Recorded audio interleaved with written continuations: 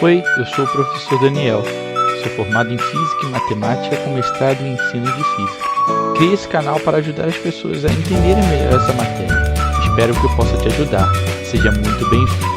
Vamos lá. Fala galera, estamos aqui para mais uma aula do canal Física Descrita. Hoje nós vamos resolver uma listinha sobre gravitação, beleza? Exercícios de gravitação. Então vamos começar aí com uma questão do Enem de 2013. A lei da gravitação universal de Isaac Newton estabelece a intensidade da força de atração entre duas massas. Ela é representada pela expressão força é igual à constante da gravitação universal vezes a massa 1, massa 2 sobre a distância entre as massas ao quadrado, onde M1 e M2 correspondem às massas dos corpos, D a distância entre eles, G a constante universal da gravitação e F a força que um corpo exerce sobre outro. O esquema representa as trajetórias circulares de 5 satélites de mesma massa orbitando a Terra. Então, o que acontece? Quem estiver mais próximo tem a maior força. Então, o E, que é o mais próximo, tem a maior força. E o A, né, vai ter a menor. Então, em ordem é FE, FD, FC, FB e FA. Beleza? Qual gráfico expressa as intensidades das forças que a Terra exerce sobre cada satélite em função do tempo? Como as trajetórias aqui são circulares e a força ela depende das massas que não vão ser alteradas e da distância que também não vai alterar, eu tenho que ter um gráfico constante. Então a letra C e a letra D eu elimino, né? A letra E está aqui em cima, ela está apresentando uma força que vai crescendo com o passar do tempo. Então ela não me interessa. Então só pode ser a letra A ou a letra B. O que acontece? Quem tem a maior força aqui é, quem tem a maior força aqui? A. Então, nossa resposta correta é a letra B. Beleza? Vamos para a próxima aí. Questão 2 do Enem. Conhecer o movimento das marés é de suma importância para a navegação, pois permite definir com segurança quando e onde um navio pode navegar em áreas, portos ou canais. Em média, as marés oscilam entre alta e baixa num período de 12 horas e 24 minutos. No conjunto de marés altas, existem algumas que são maiores do que as demais. A ocorrência dessas maiores marés tem como causa, letra A rotação da Terra, que muda entre dia e noite a cada 12 horas, os ventos marítimos, pois todos os corpos celestes se movimentam juntamente, o alinhamento entre a Terra, a Lua e o Sol, pois as forças gravitacionais agem na mesma direção. D. O deslocamento da Terra pelo espaço, pois a atração gravitacional da Lua e do Sol são semelhantes? Não, né? E é a maior influência da atração gravitacional do Sol sobre a Terra, pois esse tem a massa muito maior do que a da Lua. O que acontece, pessoal?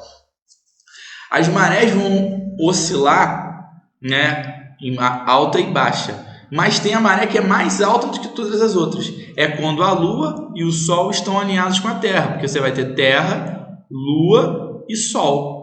Então, a força gravitacional puxando a maré vai ser maior do que o normal, beleza? Óbvio que eu exagerei um pouquinho aqui no tamanho, mas só para você entender a ideia. Então, 3. Sabe-se que a posição em que o Sol nasce ou se põe no horizonte muda de acordo com a estação do ano. Olhando-se em direção ao poente, por exemplo, para um observador no hemisfério sul, o Sol se põe mais à direita no inverno do que no verão. O fenômeno descrito deve-se à combinação de dois fatores: a inclinação do eixo de rotação da Terra e precessão do periélio terrestre. Isso é um ciclo que o eixo de rotação da Terra passa, mas não é essa a justificativa. Translação da Terra em torno do Sol, nutação do eixo de rotação da Terra, é uma oscilação que esse eixo sofre também durante um período de ciclo. Não. Precessão do eixo de rotação da Terra? Também não. Rotação da Terra em torno do seu próprio eixo? Também não. Porque se a Terra está girando em torno do próprio eixo, né, o Sol ia estar sempre na mesma posição, né, na mesma linha, na mesma trajetória. Então, tem a ver com a translação da Terra em torno do Sol, já que o movimento é elíptico e em alguns momentos ela vai estar um pouquinho mais afastada do que o comum. Então, 3B. 4. Observações astronômicas indicam que o centro de nossa galáxia, a Via Láctea, provavelmente existe um buraco negro. Cuja massa é igual a milhares de vezes a massa do Sol. Uma técnica simples para estimar A massa desse buraco negro consiste em observar algum objeto que orbite ao seu redor e medir o período de rotação completa, T, bem como o raio médio R da órbita do objeto, que supostamente se desloca com uma boa aproximação em movimento circular uniforme. Nessa situação, considere que a força resultante, devido ao movimento circular, é igual em magnitude à força gravitacional que o buraco negro exerce sobre o objeto. A partir do conhecimento do período de rotação, da distância média e da constante gravitacional G, a massa do buraco negro é. O que acontece, pessoal? A gente vai fazer essa questão como se a gente não soubesse nada mesmo de gravitação. Mas se você já sabe a fórmula do período, fica mais rápido. O que você faz é igualar a força centrípeta à força gravitacional. E a força centrípeta ela pode ser escrita como m vezes a velocidade angular, m é a massa menor, né? Vezes o raio, a velocidade angular ao quadrado, que é igual a g, massa do maior, massa do menor, sobre raio ao quadrado. Então a gente já vai de cara aqui, ó, cortar as massas. E onde está ômega, a gente vai substituir por 2π sobre o período, que vem lá do movimento circular, né? Tudo isso ao quadrado. Esse raio passa para cá. Então, Gzão é mzão sobre o raio ao cubo. Já tenho a massa aqui. Agora eu vou resolver esse quadrado aqui. Vai ficar 4π ao quadrado vezes o raio ao cubo dividido pelo período ao quadrado vezes a constante gravitacional. Essa é a massa do buraco negro. Então, se a gente procurar a opção, é a letra D. Ó, 4π quadrado, R ao cubo sobre GT quadrado. Beleza? Resolvido aí. Bom, próxima questão, Enem também. A característica que permite identificar um planeta no céu é o seu movimento relativo às estrelas fixas. Se observarmos a posição de um planeta por vários dias, verificaremos que sua posição em relação às estrelas fixas se modifica regularmente. A figura destaca o movimento de Marte observado em intervalos de 10 dias, registrado na Terra. Então, o que acontece? Cada uma dessas posições é o movimento de Marte. Só que parece que ele está indo e depois voltando. Por que isso acontece? Porque a Terra, em alguns momentos, ultrapassa a Marte, né? Então, ele vai falar aqui, qual a causa da forma da trajetória do planeta Marte registrada na figura? Letra A maior velocidade orbital da Terra, ou seja, orbitando quem? O Sol. Terra e Marte estão orbitando o Sol. Faz com que, em certas épocas, ela ultrapasse Marte. Verdadeiro. Então, a nossa resposta é a letra A. Então, resolvido aí, galera. Agora, questão 6. Questão da UERJ.